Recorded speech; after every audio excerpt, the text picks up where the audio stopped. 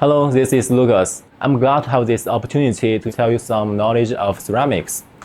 Many people do not know the general knowledge of ceramics, especially the fourth and the fifth. The first one, China, the earliest original of pottery in the world. Second, ceramics are not divided, but pottery and porcelain are two different things. The third, the most expensive porcelain recognized in the world is the white and blue porcelain vase of Yuan Dynasty, Xiaohe Chenxing Hanxin under the moon.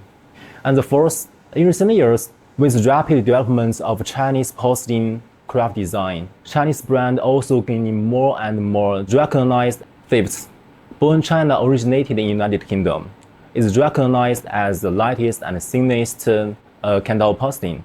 But many people do not know that thin porcelain of Jingdezhen, China. So I can say a porcelain cup, the weight no more than 12 grams, light as a feather and thin as a cicada's wing.